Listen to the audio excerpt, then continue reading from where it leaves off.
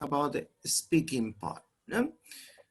And today we're going to finish, as I told you, with this topic related to how to teach a speaking skill. No, we have analyzed some aspects related to speaking, the process of speaking, the differences between the first language and the second language. Then we talked about the difference between the spoken and written language. And then the last session, we were talking about the stages of a speaking lesson. As I told you before, we have changed the names because in the previous skills, we talked about a pre, while, and pause, right? But today we're talking about the different stages of the speaking part. That is, first we start with the awareness, Then we pass to the appropriation, and finally we're going to pass to the autonomy. So first of all, we're going to make a review. We are going to make a review. Remember that we have two questions in order to know how to speak. What is involved in the process of speaking for our students? What do we need to know? What do we need to have in order to speak? The first one was related to the knowledge, all the knowledge that we could manage related to the language. And then how this knowledge is available for us. So we have these two important aspects when we are going to develop the speaking skill in our students. So students must have some knowledge. So it means the linguistic information, right? And then this knowledge must be ready to be used. So we call this availability. So when we talk about availability, we analyze three aspects. Can you tell me what are the three aspects when we talk about availability? What are these three aspects when we talk about availability? Can you remember? I told you a few seconds ago, I told you those. Awareness. Awareness. Then? Awareness. Awareness. Then? Appropriation. Appropriation. Autonomy. And finally, autonomy. Yes. We must develop in our students these three processes in speaking. First, the awareness, that is that they have to become aware of the features of the language, all right? Then they need to integrate these features into their knowledge. This is the appropriation. And finally, they need to develop the capacity to mobilize, to organize these features under real-time conditions that we call the autonomy, right? Then we talked about the different steps or the different stages involved in awareness. Can you remember these three stages of awareness? What are we going to do first in order to be aware?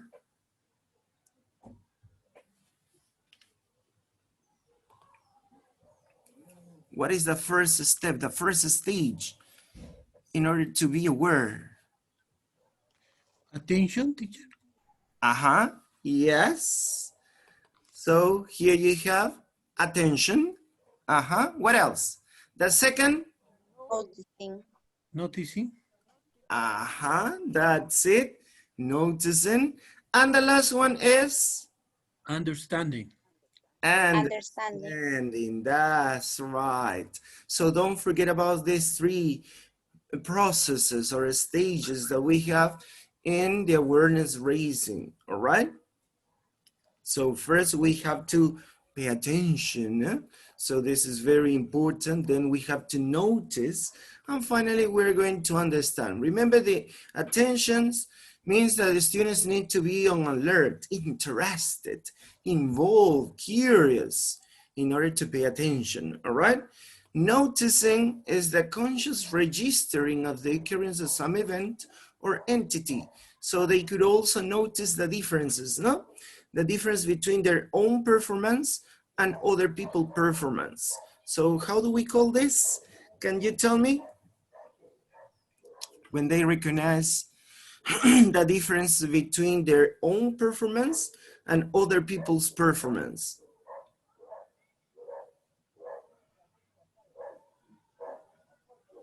Can you remember?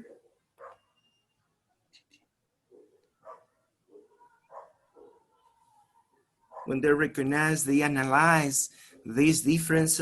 So they take this analysis in order to improve, their own performance. So we call this, how do we call?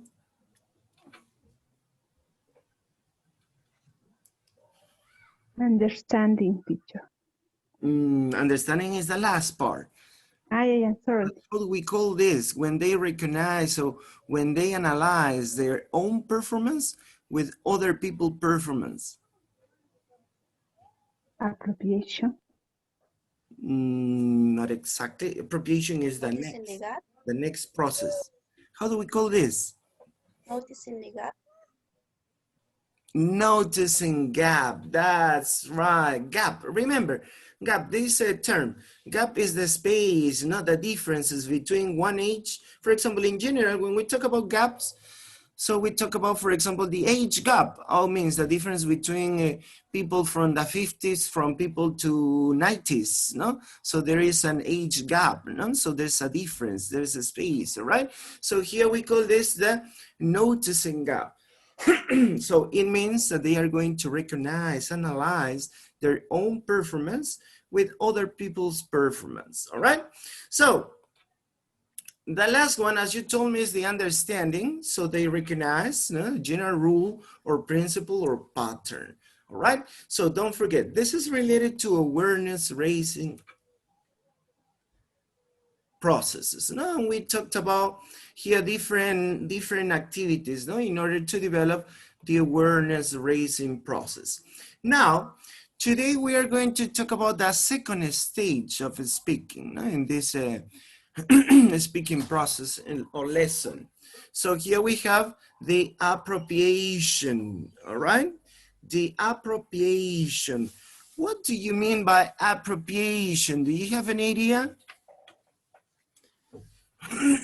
Appropriation.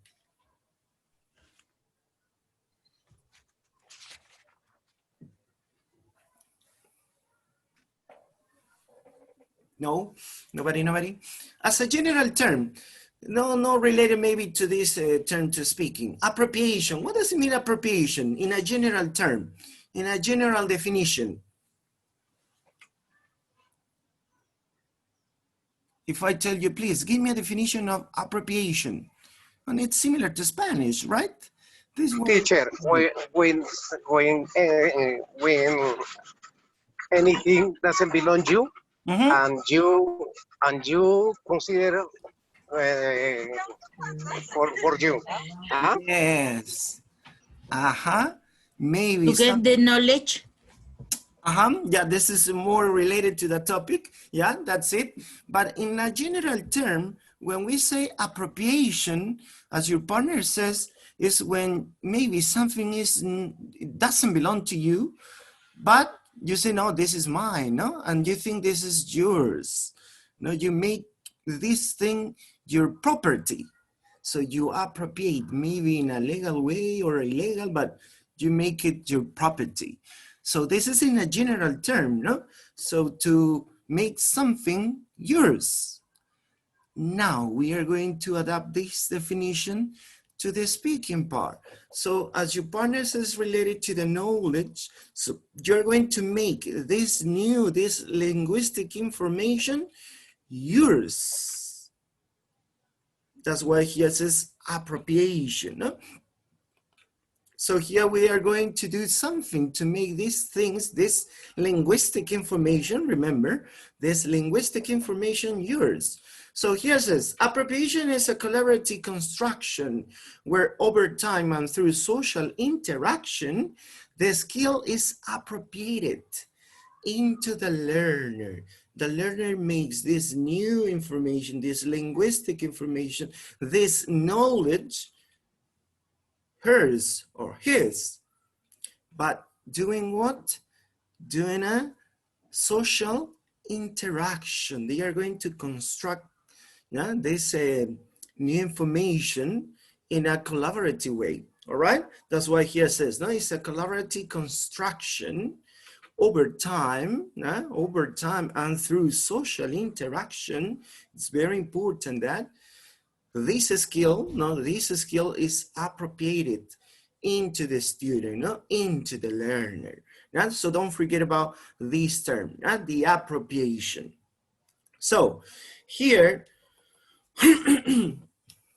we are going to talk about some activities that we could develop in order to make our students appropriate this linguistic information. These activities are maybe well known, maybe you have used these ones. Yeah? You have this drilling and chants. Do you know what is drilling? Oh, sorry. So you have the definition here. Yeah, drilling, as here you can see, is imitating and repeating words, phrases, and whole utterances. Yeah, we call this drilling, all right? So drilling is when you imitate or repeat words, but not just words. They could be phrases and utterances. Now remember, utterances is similar to say sentences. No? Now remember, in speaking we call the sentences utterances. Whole utterances. So don't forget, drilling. Could this be practice? Excuse me, again, please. Could this be called practice? Practice? Practicing? Practicing, oh, sorry, I couldn't. When you drill, yeah, drilling, imitating and repeating words that the teacher says, could this process be called practicing?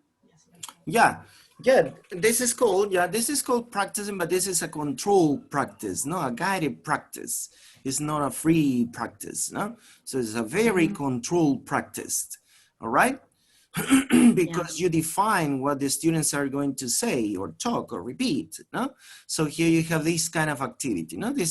There are two kinds of activities, no? Controlled practice, and also there are open practice or open control practice. No? So you have this kind of activity. So don't forget, drilling is imitating, repeating words, phrases, and whole utterances.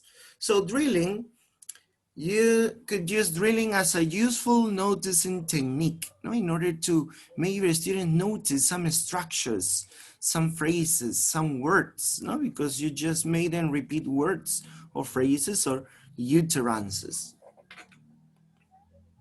Also, it's a way to move new items from working memory to long-term memory, no?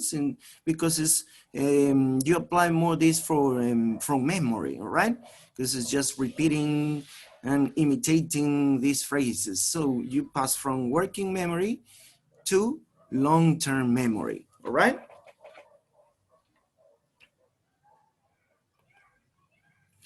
And the last one, it's a mean to gain articulatory control, as I told you, articulatory control over language. And so here you use these kind of activities, no? You make your students repeat some words maybe because they cannot pronounce so well, no? Or maybe this is new for them, so they need to practice the pronunciation, so they start repeating, or maybe the phrases or utterances in order to acquire some new structures, no? So you can use this drilling as an activity to appropriate. Remember, we're talking now appropriation, all right? Oh, there are two people. Okay, teacher. All right, all right.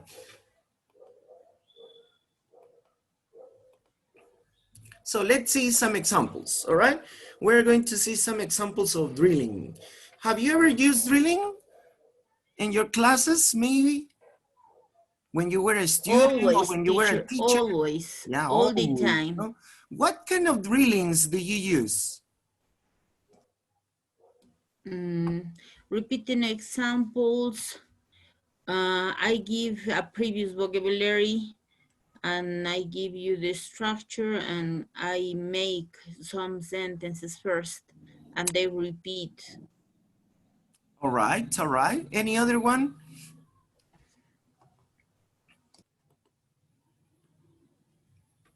Any other one?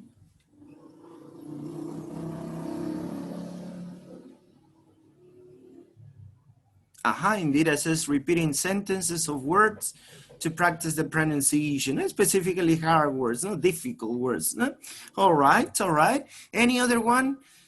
Any other kind of drilling that you used, or maybe when you were a student, of English, your teacher made you to drill, to repeat, to imitate? Ruth says when posting the recordings, yes, maybe you make your students listen to some phrases or sentences or utterances, and they are going to, you post and they have to repeat it. All right, so here we're going to see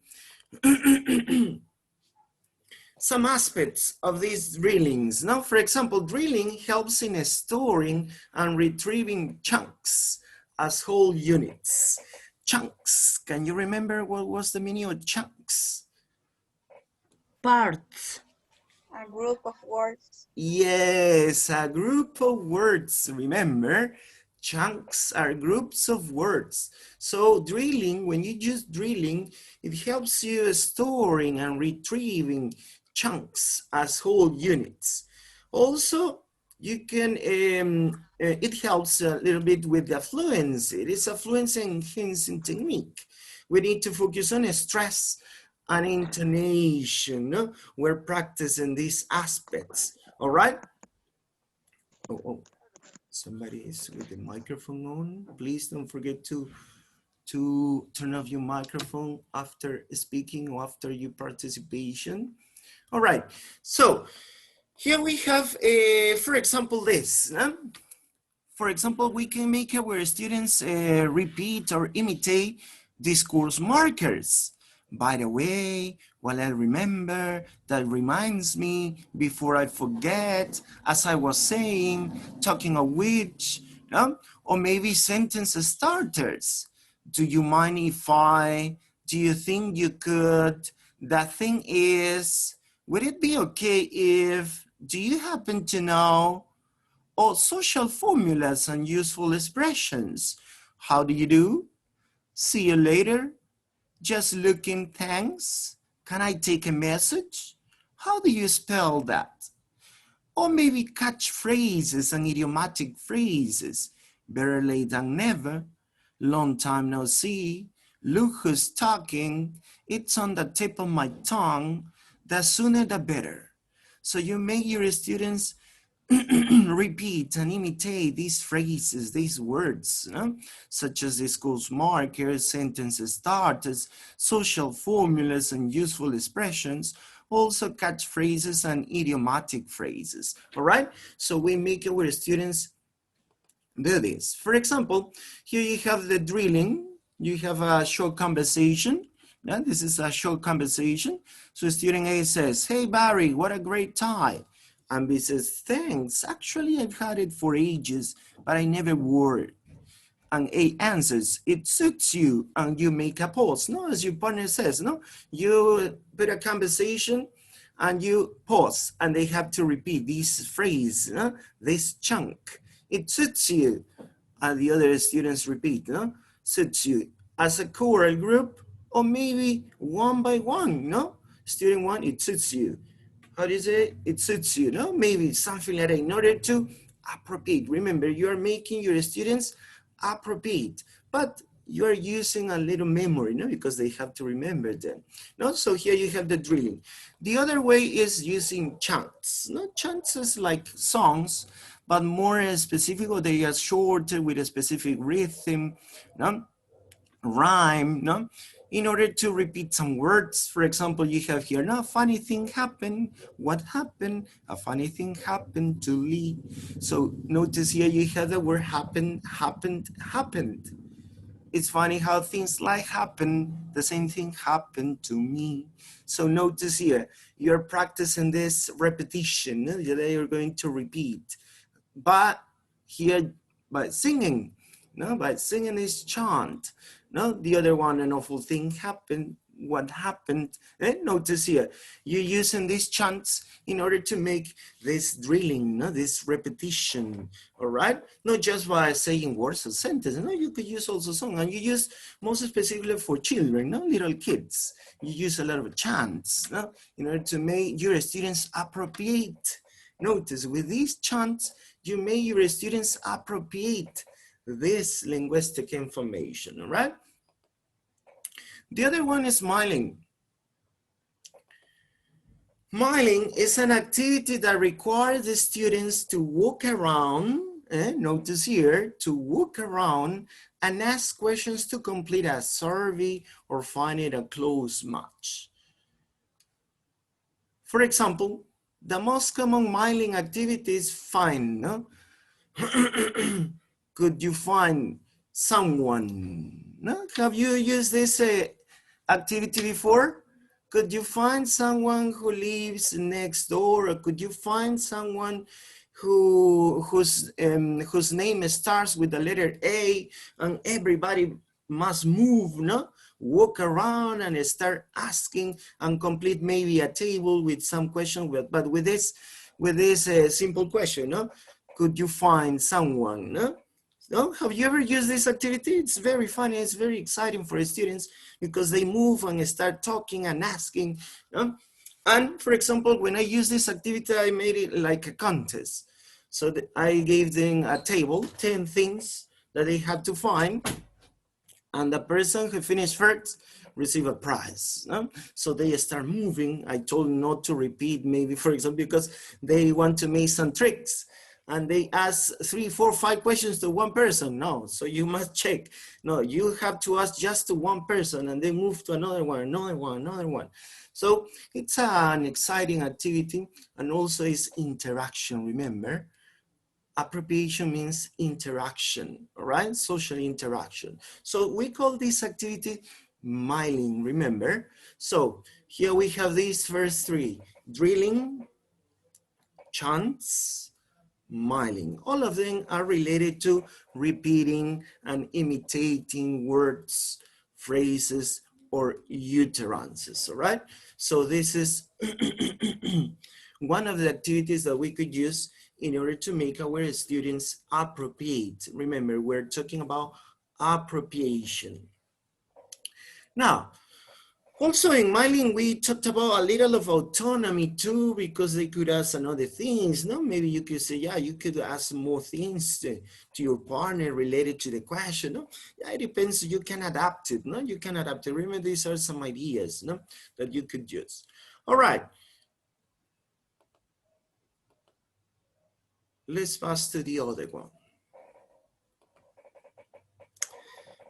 Writing tasks. As I told you before, when we talk about skills, no, because we separate, no, how to teach speaking, how to teach listening, how to teach reading, it doesn't mean, I'm going to say it again, even it is repetitive, it doesn't mean that we are going to just use one skill. No, it's impossible.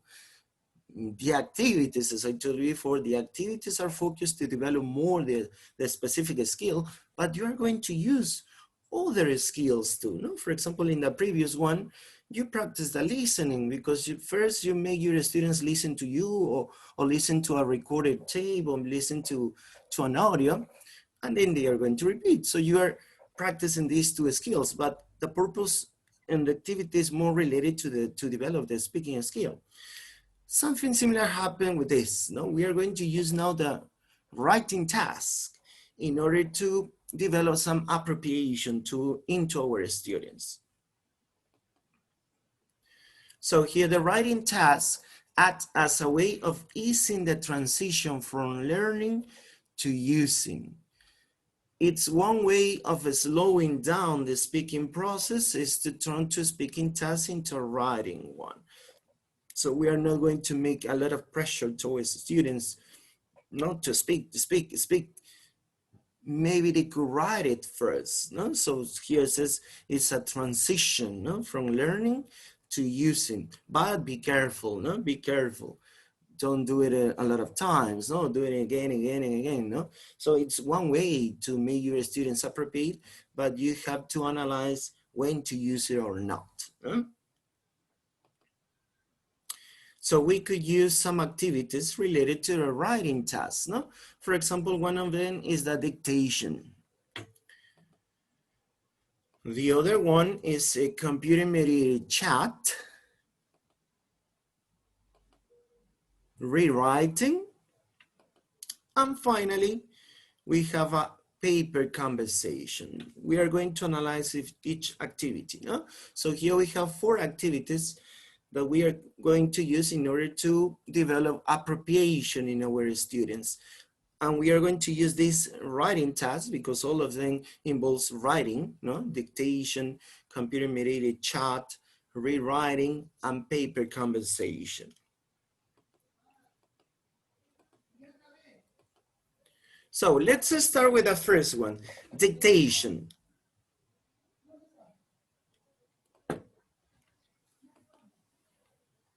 Here you can just, the teacher dictates useful expressions and the learners writes them down.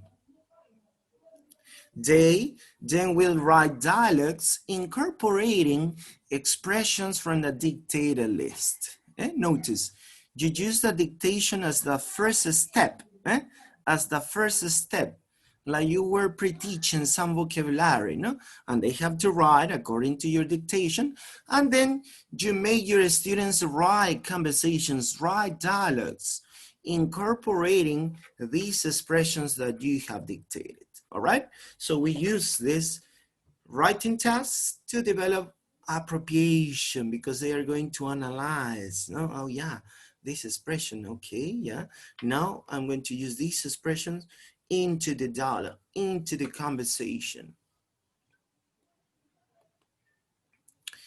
The other one is the computer-mediated chat. As you know, chat, what is chat or what is chatting? Nowadays, we are very familiar with this term, no? Chatting. Talking. Yeah, all right. It's a conversation. But the computer-mediated chat? When you contact with others. You're right.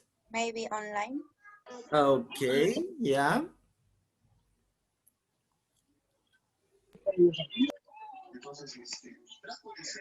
Conversation by multimedia. Okay.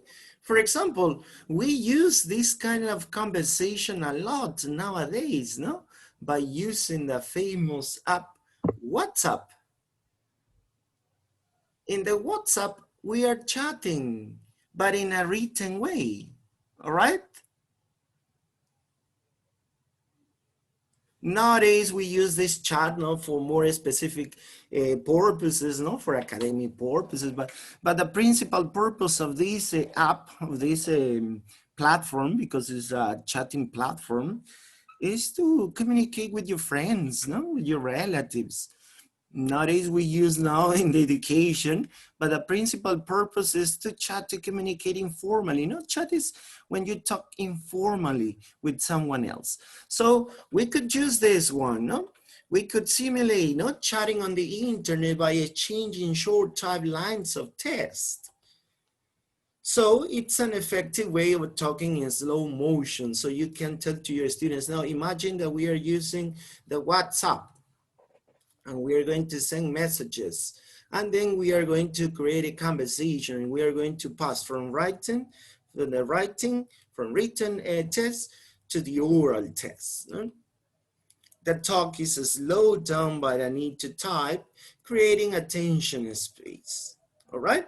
So, So here we are going to simulate this chatting, all right? Chatting on the internet. They are going to exchange, notice, they are going to exchange short lines, not of tests, not the whole sentences or complex sentences, because when we chat, we use some simple sentences, We don't write 20 or 30 or 50 or 60 words, Just short lines, So here we are going to simulate that. And they are going to speak with this kind of simulation if they were chatting on the internet, all right? But we are using writing, notice, we're using writing to develop appropriation too. Now, let's see the other two.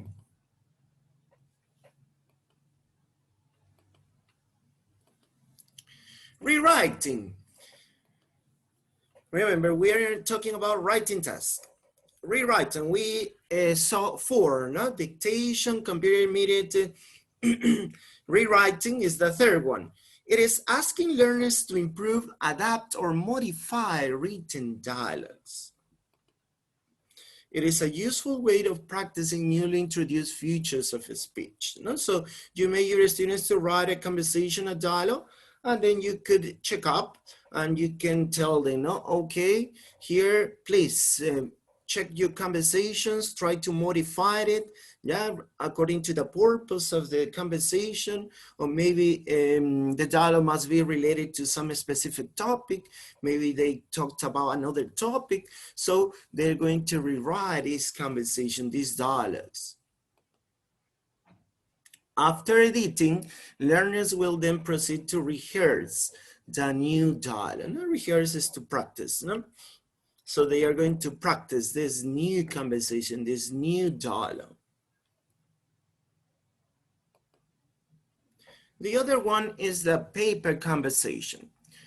Paper conversation, students will have a conversation with their classmate via writing on a shared paper. Teachers can make corrections or improvement while they are writing their conversation. No? So they are going to work in pairs or in threes, and each of them is going to write something in order to create, no? To make up this conversation. No? So that's why it says a paper conversation. All right. So notice here these activities that we could use other skill in order to make our students develop appropriation, all right? So we're going to use the writing task. So we could use dictation, we could use computer-mediated chats, rewriting, and paper conversation, all right? Now, let's continue with the other ones. That's good, Indira. In chat, we use short phrases, abbreviations, that's it, not informal language. All right.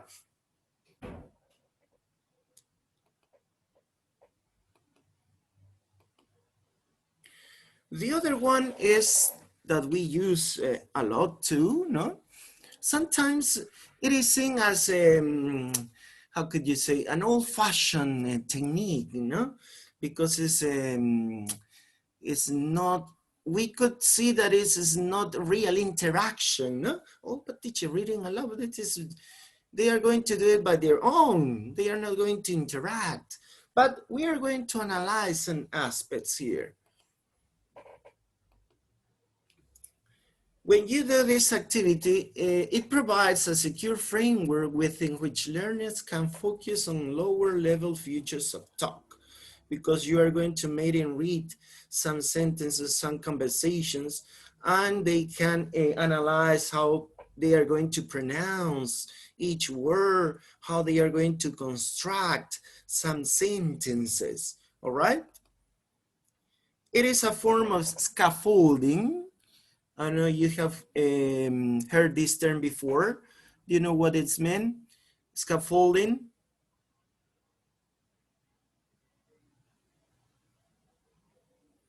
Have you ever heard this term before? Scaffolding.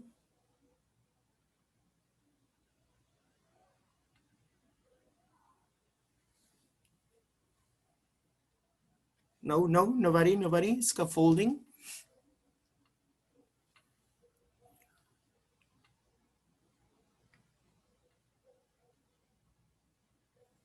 Okay, scaffolding is, in simple terms, is to go step by step with the student. No, from the beginner level, elemental level, to the advanced level, but slowly, no? With their own speed of learning, all right? Now this is the scaffolding, step by step, little by little. So that's why here this is a form of scaffolding, all right? The other one is it felt to be an inauthentic language activity, as I told you. No, when we say read aloud, the student must read aloud. Yeah, but it's no interaction. No, there is no interaction. When you do writing tasks, as we have seen before, these writing activities or tasks lead them to a reading aloud stage, no? Because maybe they are writing a conversation and then they are going to read aloud the conversation, all right? Because they are going to write and then they are going to read it. So it follows, no? It's the next step. After the writing task, you have the reading aloud activity or stage, no? That's it, Indira. No, this is in a general term, no? Scaffolding is the structure like columns for the next topic, no? Stage by stage or step by step. That's right, Indira. Here you perform the written dialogue to the class, no? The conversation that they have written, it is performed in front of the class, all right? Also, it can be a trial for listener, and it tends to overlook the importance of suprasegmental features. All right, remember that suprasegmental features are the intonation, the stress, the rhythm, the tempo, the pitch, the tone. So we can analyze all of these aspects when they read, no? Because, oh no, please don't read flat. No, because some students read sometimes in a flat, no, way, all the words in the same level. So you say, no, you have to raise up or goes down your voice, no? So you can analyze these features, no? These suprasegmental features, all right? Okay, so this is the other activity that we could use in order to make our students appropriate. Remember, we are talking about appropriation activities, appropriation activities.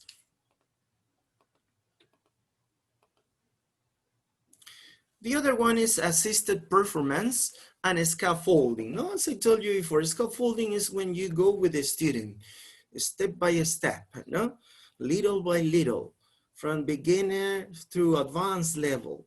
So you don't go from beginner to intermediate immediately, no. So you make a process, no, following some stages, all right?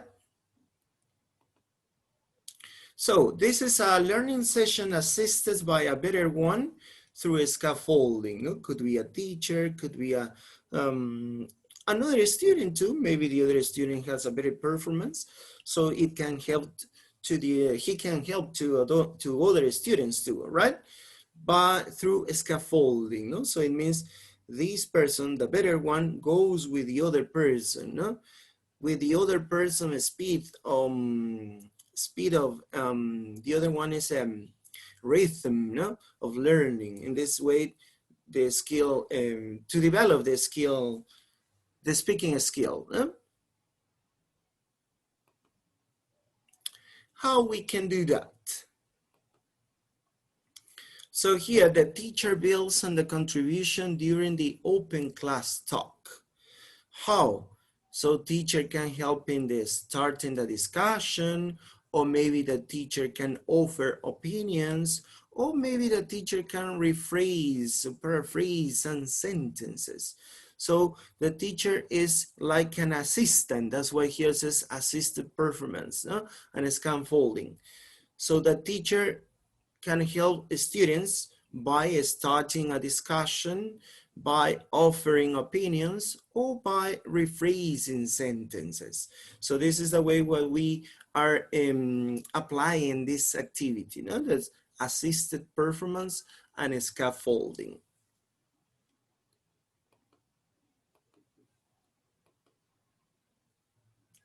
So we are going to pass to the dialogues. This is the most general activity that we use in order to practice the speaking skill. We use dialogues, conversations. So a dialogue is a conversation between two or more people as a feature of a book or play or a film. No? So we can define it in any other kind of context or genre. So you could say, here you have some advices how to develop a conversation or a dialogue. For example, the first thing that maybe you can do is teacher takes role A and a student one takes role B, no? As a model. No, maybe you choose one of the students that you know that has a better performance and you perform a conversation, a dialogue in front of the class. The other is that students 2 takes role of A, so the teacher's role, and teacher takes role B. So there is another interaction, all right? So you are changing the roles. In number 3, so student 3 takes role A, student 4 takes role B. This is open pairs. Repeat as necessary with different students. No? So you make your students interact each others, all right? That's why we call open pairs, no? Because they are going to interact with any different partner, all right? So student 3 takes role A, student 4 takes role B. Not the teacher. If you notice the first two, the teacher helps taking a role with another student and change, no? And changing the role because this is taken as a model, all right? As a model. Then the students interact each other by themselves. No? And the other students in close pairs take roles A and B and then switch roles, right? So they're going to do the same as in the second one, right? Now they are going to change roles. They are going to change roles. Not just the first role and that's it. Now they change the roles, okay? So this is one way that you can practice dialogues in your class, no? First, remember that you must give a model, right? With your student and then you change roles too, all right? And then they have to do the same. Now the students have to do the same, all right? Oh, one person is coming, all right.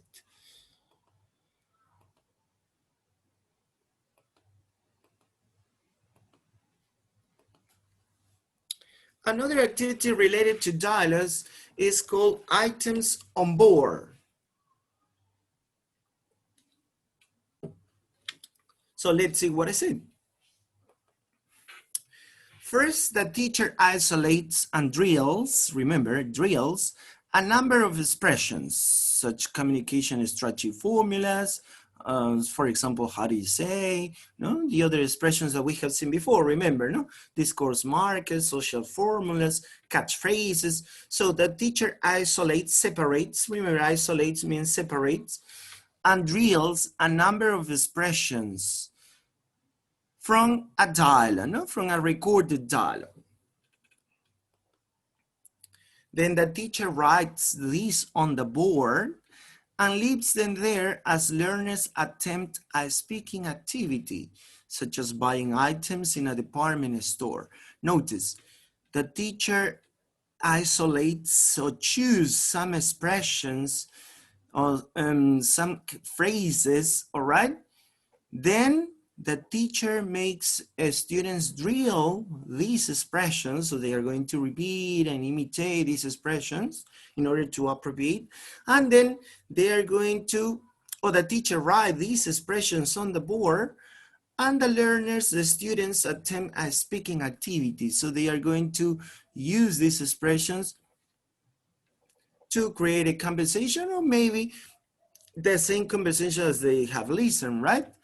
Here you have a situation, no? Buying items in a department store. So we call this activity, yeah, items on board. So the learners incorporate these expressions into their thought. The items successfully wrapped off the board. So now the teachers erase, no?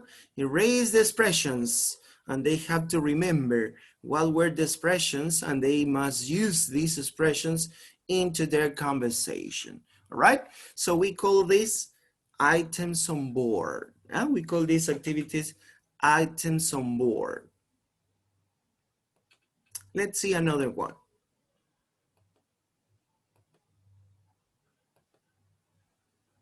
Chunks on car. Let's see. Students work in pairs to have a dialogue, and each has a set of cards with useful expressions on them, such as by the way, speaking of which, no? So you give them some cards, all right? A set of cards with useful expressions on these cards. So what is the idea is to include as many of these features into the conversation as naturally as possible as it develops, adding the card to a discard pile each time it is used, right? So you make this activity into a game, no? So yeah, I'm gonna give you 5 cards and you have 5 cards. So try to create a conversation using your cards. And if you use the card, so you separate a card, and the person who finished first or the person who didn't have any cards win the competition. Notice here, you call this activity chunks on card. Yeah? So you give students a set of cards with useful expressions, and with this useful expression, with these chunks, remember a group of words, chunks, they are going to have a conversation, a dialogue. And they are going to discard the cards, no? Discard the pile, yeah, I have 1 and the other 2, yeah, so I need to use this one, right? So it's like a competition. So this can be turned into a game. As I told you, the first person to discard all their cards is the winner, all right? So you make this activity into a contest, no? Into a game, all right? It makes this activity more interaction, and it's exciting for students.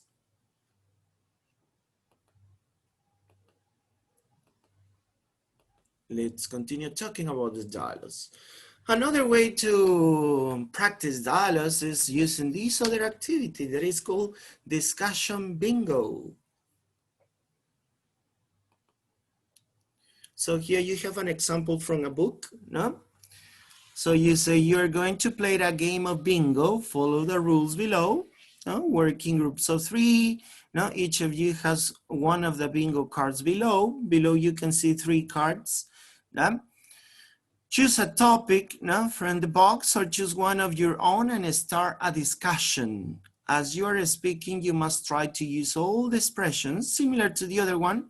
Yeah? You must try to use all the expressions on your bingo card.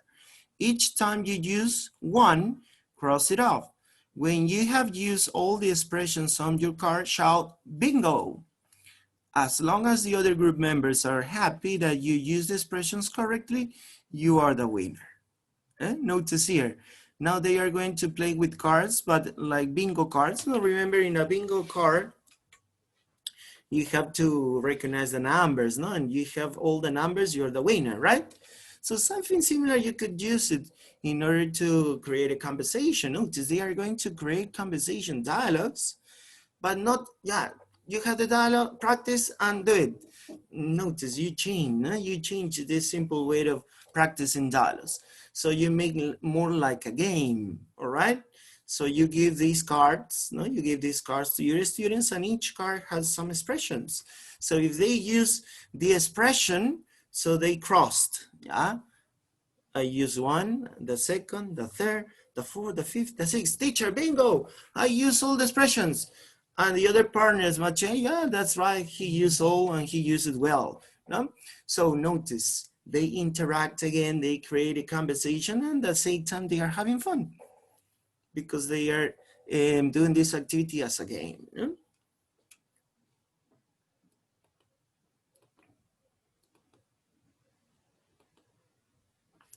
The other one, we continue talking about dialogues, memorizing scripts. First, the teacher asks students to order a jumbled dialogue. So you give to your students a dialogue which is in this order, all right? The sentences, the utterances are in this order. So they must order this conversation. Not jumble, remember jumble is disorder. They could hear the dialogue and then line by line repeat after it. So you drill it.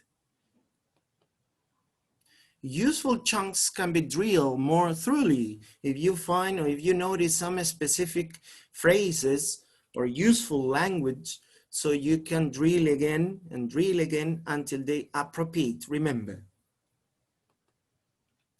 Students then practice the dialogue in pairs until they can do it from memory. So you drill it, repeat it, and then okay, now cover your conversation maybe, or keeping your books or notebooks, and now you have to do it from memory, all right? But notice we are changing this kind, no? First you made the conversation in disorder, and they have to reorder them, all right? Then you drill it, all right? Then you drill it, and you can drill some specific or useful expressions. And finally, they're going to rehearse it and then do it by memory, all right? Using their memory. They can also practice variants of the dialogue substituting different items. So this is for more advanced level students, no? Not just repeating. Now you have the conversation, you have these phrases or sentences or words. Now you have to do the same, but change the information. And they have to, again, to drill it and then perform it in front of the class from memory, all right? So here you can adapt this activity according to the level of the students. No? If it is a beginner level, so you just jumble up the sentences, they reorder it and practice it, drill it, practice, and then they do it from memory. If you have a student for more advanced level students, so you could ask them to change some parts of the conversation of the dialogue.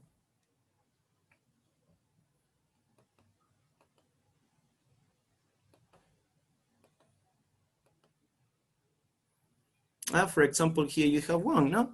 Yes, it's first on the right after the lights. Yes, thanks very much. Excuse me, you're welcome. Can you tell me where his role is, please?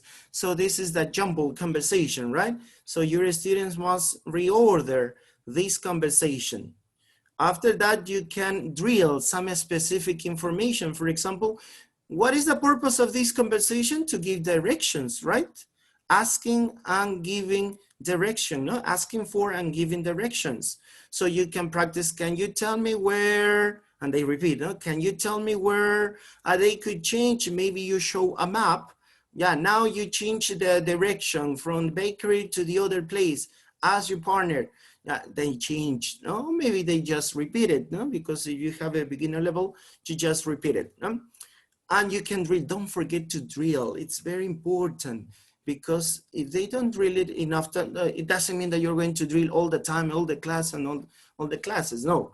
But some specific phrases or chunks must be drilled in order to make your students appropriate. Remember, they must appropriate. If not, this linguistic information is gonna be lost. This is gonna be, it's gonna disappear so fast in your student minds. Yeah? So let's pass to the other one. Picture and word cues. Dialogues. Notice that we are not passing to another activity. We're talking about dialogues, but in different ways.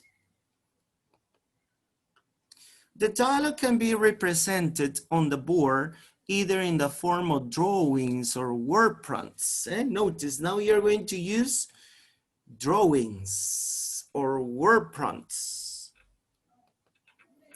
The drawings need not to be very sophisticated. They could be simply, there as memory aid. Remember these pictures, these word prompts helps the students to remember. That's the only purpose, all right? As the learners become more proficient at the dialogue, the prompts can be raised one by one. So you can notice that your students have a more advanced level, or maybe they acquire easily this new information. So you can erase, I erase this. Try to remember this expression, continue your conversation, and you can do something like that.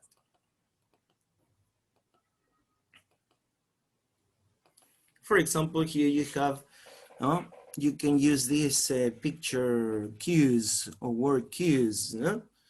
You have just some pictures, no? Animals, people, you want them to talk about animals, if you want them to talk about people, if you want them to talk about objects, or you want to talk about food, so you put this on the board. Yeah, today we're going to talk about food. Oh, today we're going to talk about one member of your family. Talk to your partner about one member of your family. Follow these pictures. This is your help. Yeah, okay, yeah. Student A could say, no, well, or talk about your best friend, yeah. So, well, my best friend is a boy.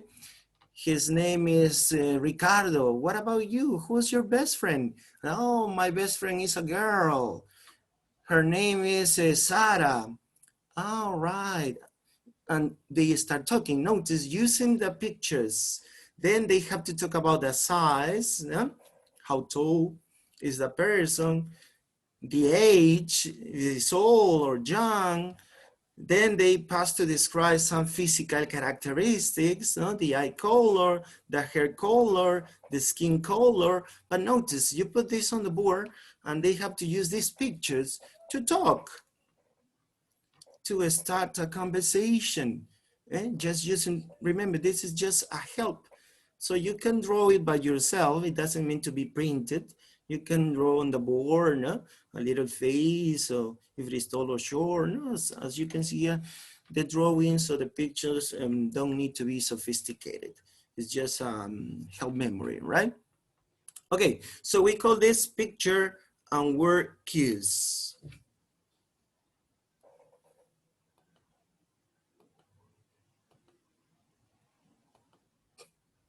The other one is a flow diagram conversation.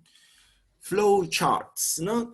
It comes from the word flow charts. Do you know what is a flow chart? Have you ever heard this word before, flow charts?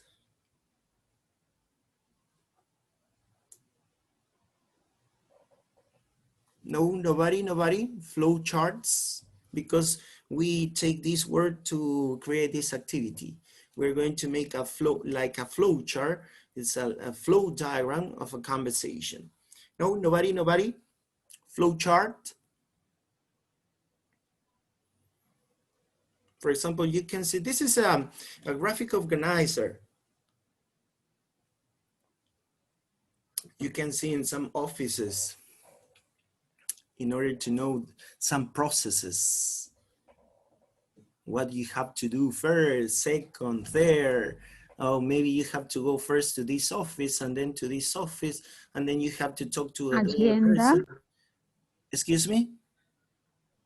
An agenda, teacher? Yeah, but the agenda is more personal, no? Different activities that you have to do. An schedule? Schedule? Yes, schedule or not? Yeah, not exactly. Remember, a flow chart is a graphic organizer, as I told you, in order to represent steps in order to do something. Yes, indeed, it's like an organizer, it's a graphic organizer, no? For example, in order to get your ID card, what do you have to do? So you can see the first step that you need to go to the platform, the online platform. Nowadays, we cannot go to the office, no? Then you have to keep an appointment, all right? So step by step, maybe using some pictures, maybe using some bubbles, no? But you explain the process using this organizer. So we call this a flow chart. So we're going to do something similar in order to create a conversation. So this activity involves representing a dialogue in terms of speech acts or functions. Now we are going to work with functions, remember, or speech acts. Remember these two names, speech acts or functions. What are the functions? Asking for permission, asking for clarification, offering something, greeting, no? So all of these are functions, no? The purposes of communication, these are the functions. So students in pairs perform the dialogue following a road.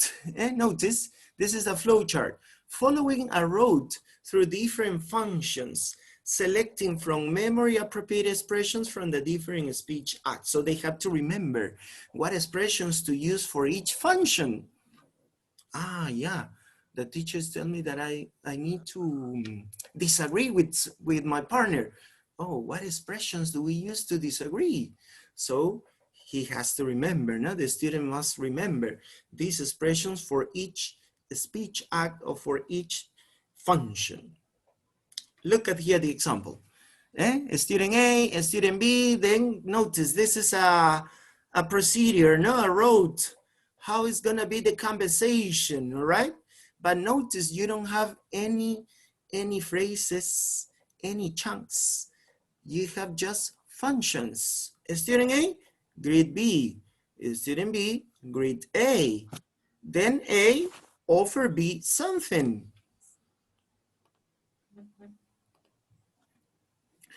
Then student B has two options. Maybe he has or she accepts, maybe refuse it. If he accepts or the student accepts, so A offers something else. But if the student B refuses, A insists. So notice, they must create a conversation using this flow chart. This is a flow chart. So the procedures, no, that you must follow to complete the conversation, the dialogue. But as I told you, you don't have any chunks, no expressions, you just have functions. So the other no offers something else, so student B accept or refuse it again, and the other part in A, the student insists, so again, student B accept or refuse. And notice you are working with functions, so students must remember, must remember which expressions do we use for each function. Maybe you could work with apologize, maybe with asking for permission, no? So you can change here the functions. Yeah? You can use the functions you want, all right? So we call this flow diagram conversations.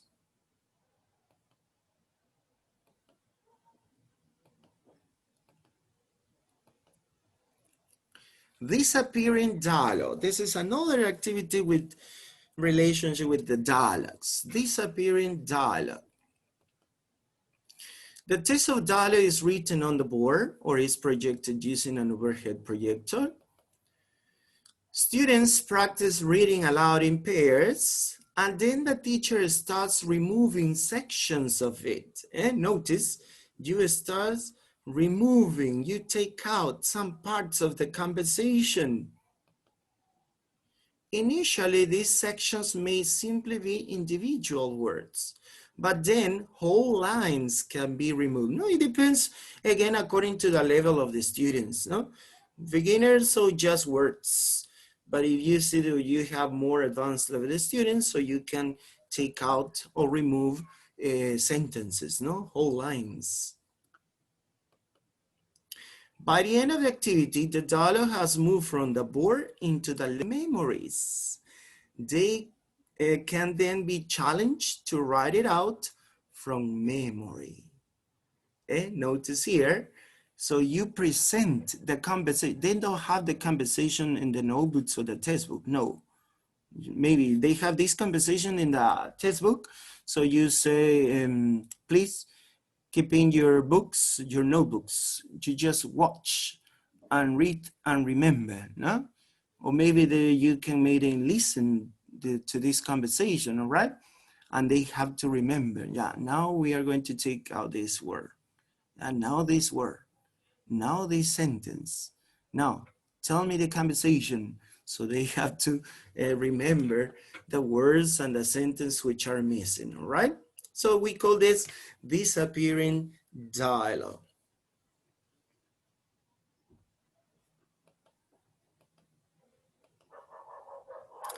Now, let's pass to another kind of activities in order to appropriate, and also we are practicing here the autonomy too. These are the communicative tasks. Now remember, we passed dialogue, so the first one that we have seen is drills, chants. Then we pass to the writing task. Then we pass to the dialogues. Now we are going to continue talking about this with the communicative tasks. So what are the communicative tasks? As you know, speaking is a cognitive skill that becomes increasingly automated through practice. All right, this is very important to practice. So this skill becomes increasingly automated. So your autonomy, automaticity increase through practice.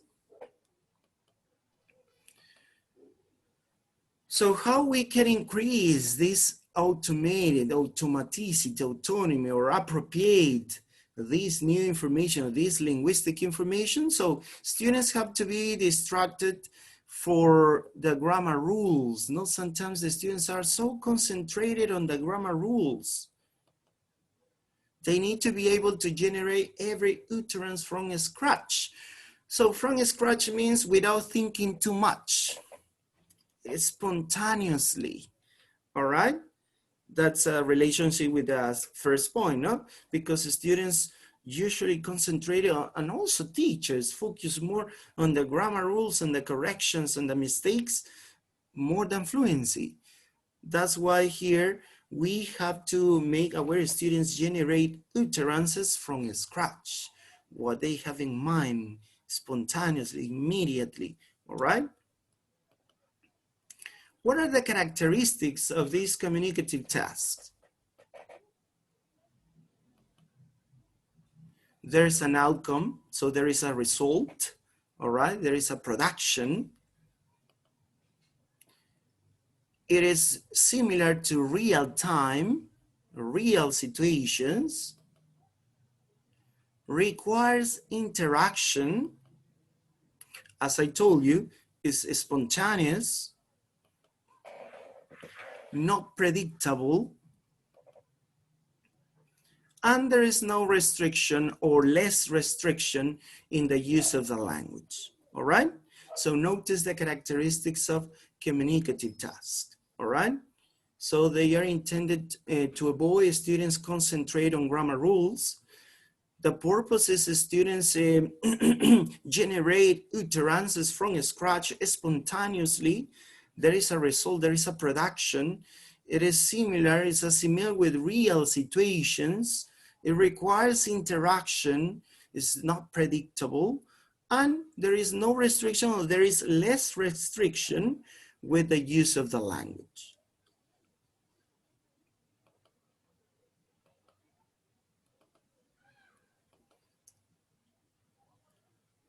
So what do these activities fulfill? These activities make students to prepare for real life language use. It encourages students the automatization of language knowledge. Remember, the automatization, the autonomy, right? So there are activities that we use to make students appropriate, but at the same time, we are creating autonomy, automatization, automaticity in our students.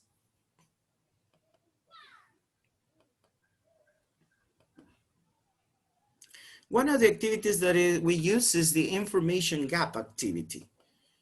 So in information gap activities, the information required to complete the task is distributed amongst the interactants. Oh, be careful with the drawings. Who is drawing?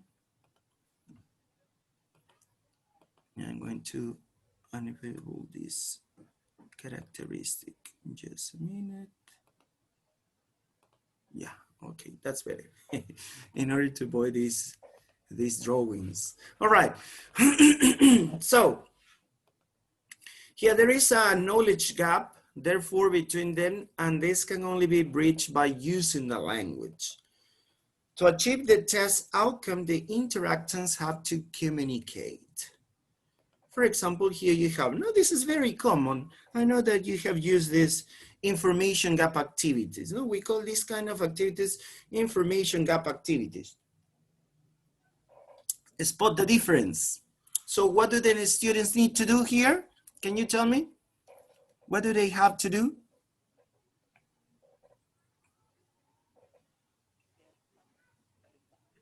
They have to realize the difference. That's right. So they must talk, no? They must talk and analyze. Oh yeah, in my picture, I can see a boy playing the guitar. Near there is a dog. Oh, but in my picture, this boy is playing the violin. Notice. So they start talking, all right? That's why there's a knowledge gap because they have different information. Oh, sorry. Have to find difference. Yes, they have to find the differences between these pictures, all right? So we call this, remember, we call this activity information gap. Remember, gap is space, differences, all right? Information gap, all right?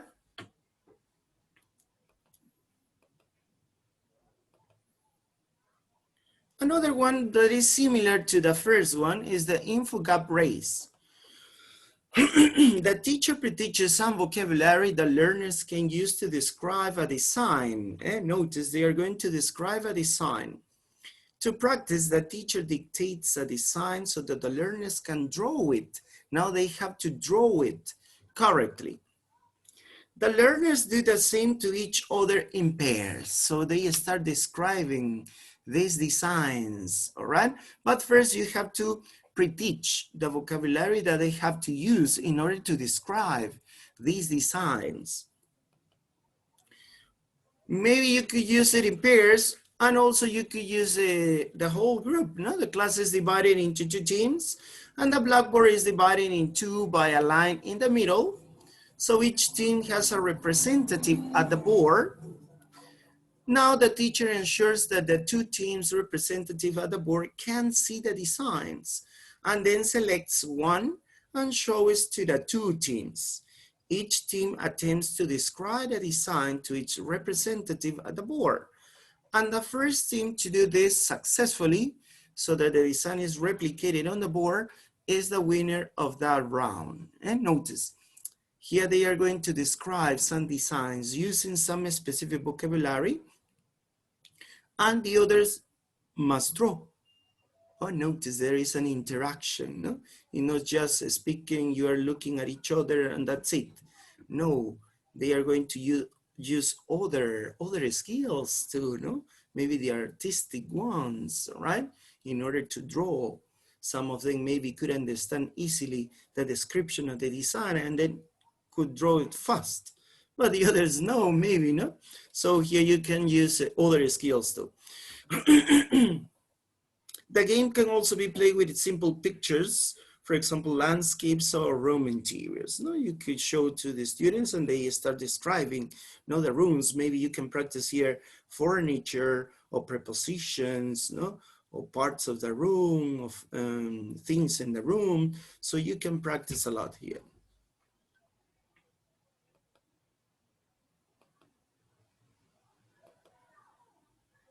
Another common activity related to communicative tasks is the service. It involves learners asking and answering questions in order to complete a questionnaire or survey based on a topic that the teacher has suggested or which occurs in the course book. So students prepare, notice here, it's not that, yeah, okay, today we're going to make a survey and you give the students the questions. Yeah, you can do that, but try to make your students prepare the survey, prepare the questions. Students prepare in pairs or in small groups, survey type questions, and then mill around. Remember, what was the meaning of mill? Mill around. So they start asking, no? Asking questions, noting the answers before returning to their original groups to collate their results.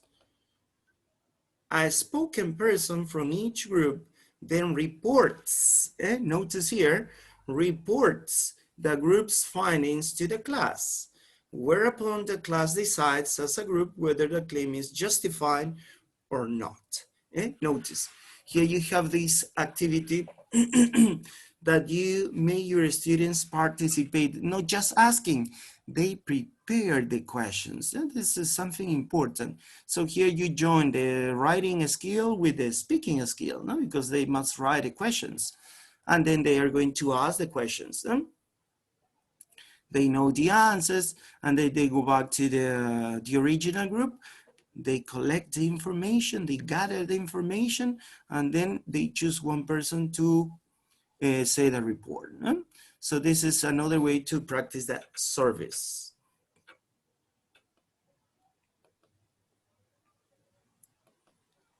Another one is the guessing games.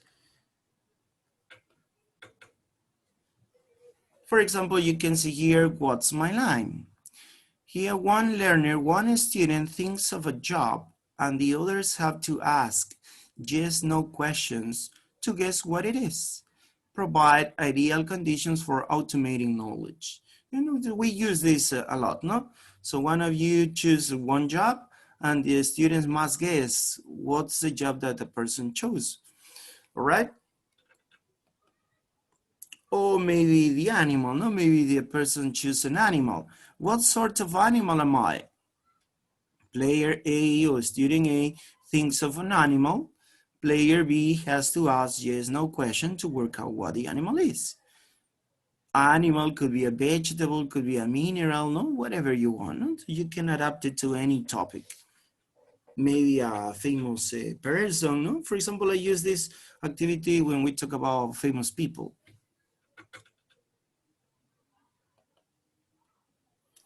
Who am I? No? This is the other one. No? Player A thinks of a famous person, alive or dead.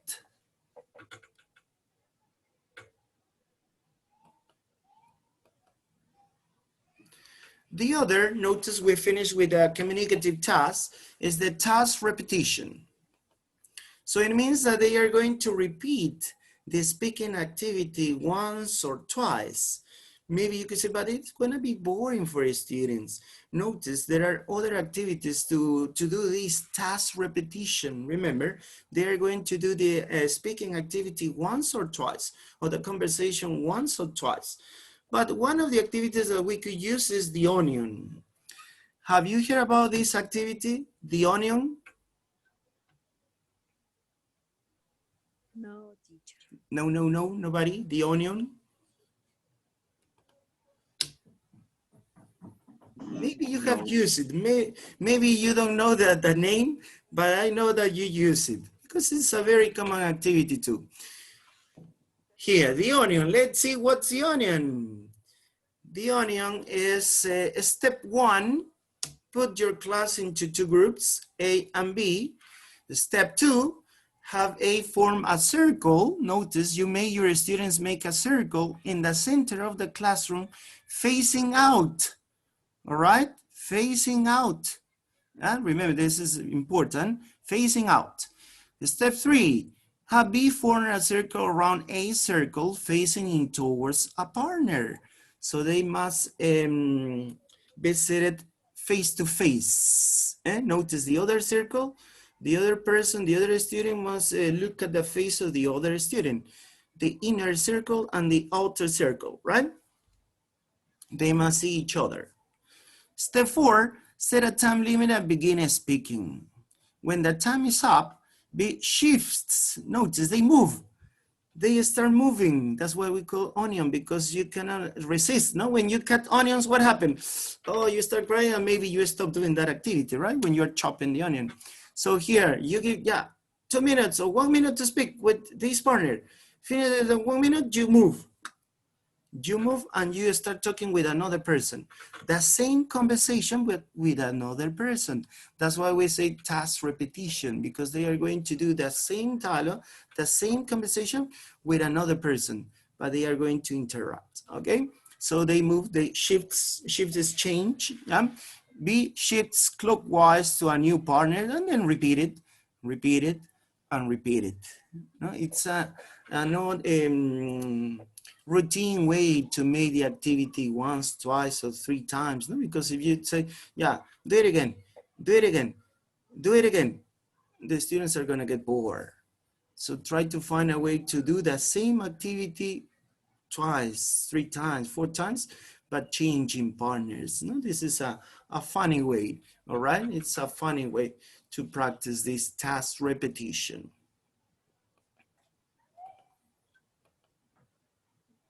The other one is similar, yeah, but now we have the poster carousel.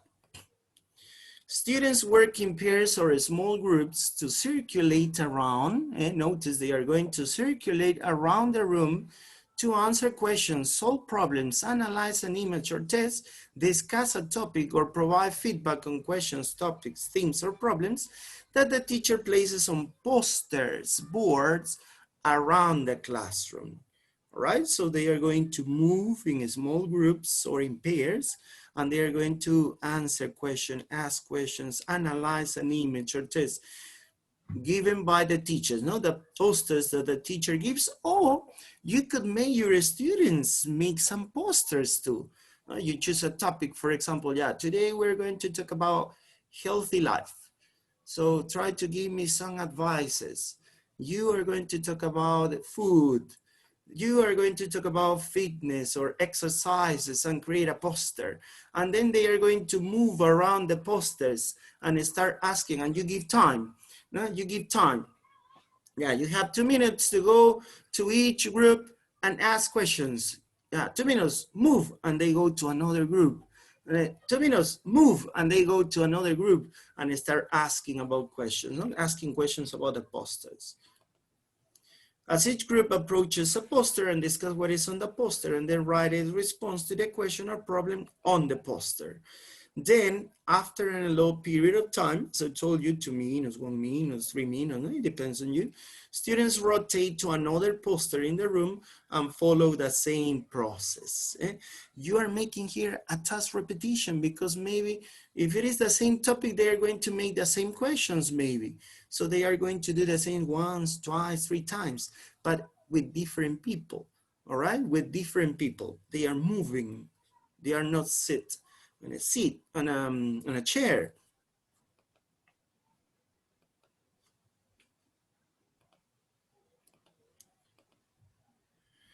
The other one is called 4-3-2. Similar to the other ones, yeah? Students retell a story or monologue, yeah, look here, retell a story. They are going to tell a story, but they are going to do it again, yeah, or monologue within a time limit that decreases at each retelling. Notice you're going to decrease. So for example, at the first time, students tell a story for 3 minutes. Then, yeah, stop. Now, change partner, retell the story, but now for 2 minutes. Yeah, stop, 2 minutes. Now, retell the story to another student, but just for 1 minute. That's why we are decreasing, 4, 3, 2, 1. So here you may students synthesize, no? Synthesize the story or the monologue. Students as pair, as I told you, and taking turns to do a monologic speaking task, recounting a story or explaining a process based on picture prompts or summarizing a test they have each read. For the first telling, each speaker is allowed 4 minutes. The second time round, they have to achieve the same degree of detail, but only in 3 minutes. And the test can be repeated a third time, but in 2 minutes. No? So you are decreasing the time of retelling the story or retelling the monologue.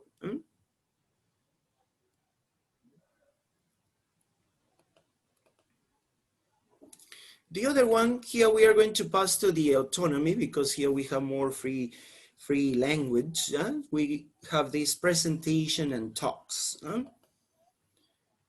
The most common is show and tell. No? So here students talk and answer questions about an object or image or topic of a special significance to them.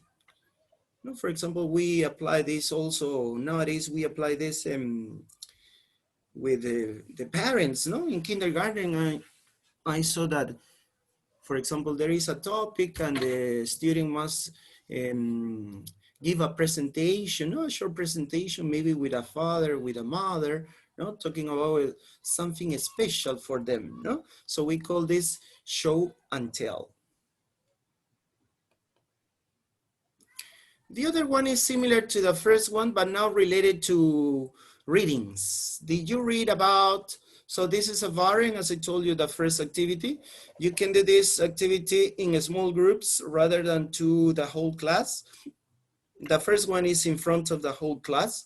The stimulus is something I read in the paper or I heard on the news. No, this is the catchphrase. No, something I read in the paper or heard on the news, rather than an object.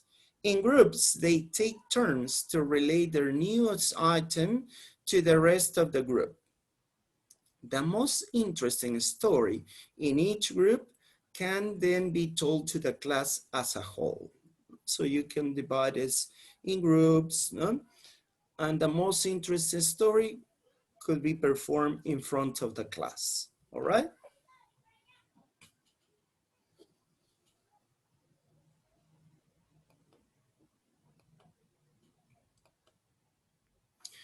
The other ones are the academic presentations and the business presentation. This is for more advanced level students. No?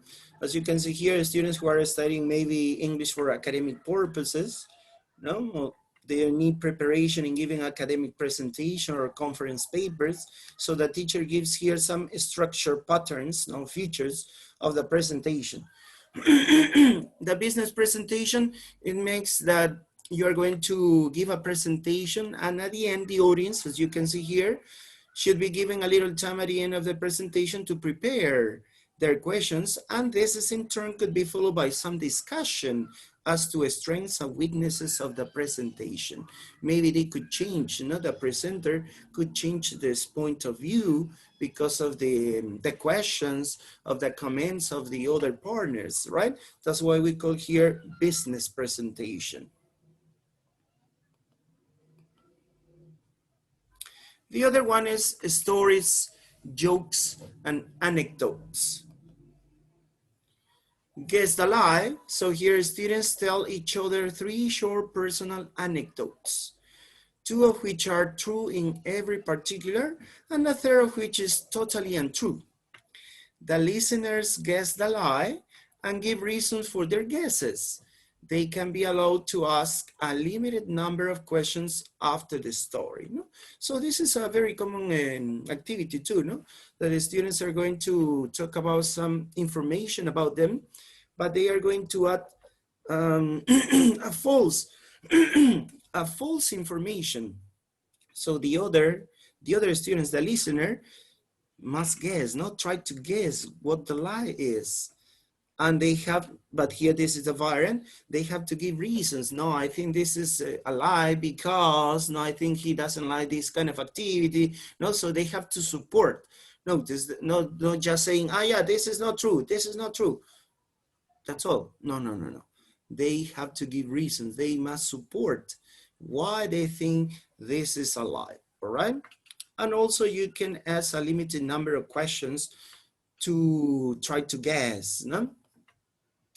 The other is insert the word. Here, students are giving a card with an unusual word or expression which they keep secret. They then take turns telling each other an anecdote in which they incorporate their secret item. After that, students have to guess what the word or expression was. So here, they are going to tell a story again, yeah? Or an anecdote, okay? But you are going to give this student one word. No, here says they incorporate their secret item, unusual word. And after that, students, the listeners, have to guess what the word or expression was. What was the inserted word? So they must guess what was this special, this secret item, okay? So, as you can see here, these activities, presentations, talks, stories, jokes, anecdotes, here the language is not restricted, right? That's why here we are going to develop automaticity and autonomy in our students. It's spontaneous, right? So we make our students to appropriate the language, and at the same time, sorry, I have a terrible sore throat. And at the same time, they are, after appropriating the language, they are acquiring this automaticity, this autonomy in our students. So here, don't forget these 3 stages in order to develop the skill of speaking in our students: awareness, appropriation, and autonomy. So we must follow these stages.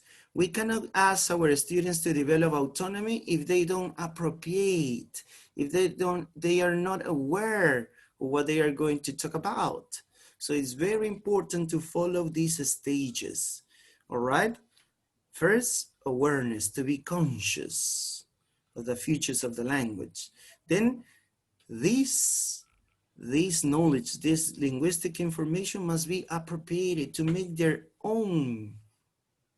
And finally, they are going to develop the automaticity or autonomy, all right?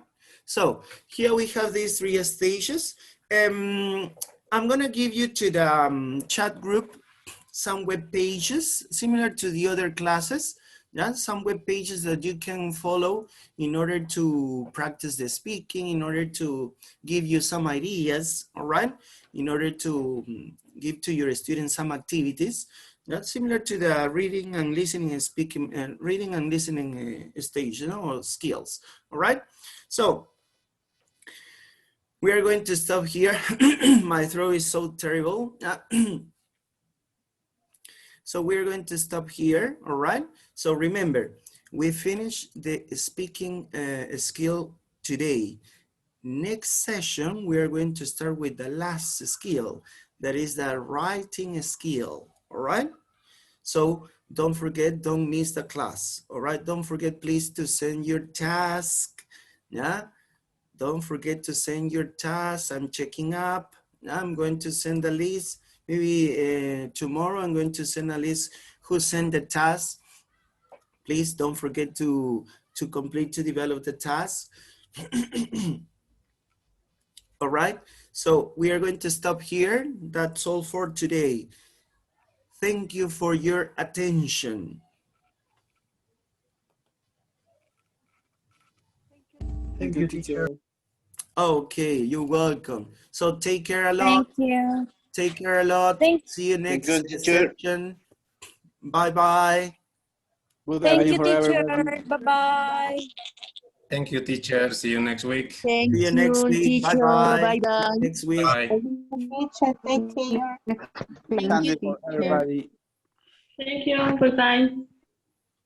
Thank you, teacher. Bye. You're welcome. Bye-bye. Take care a lot. See you next week. Bye, See you teachers. next week.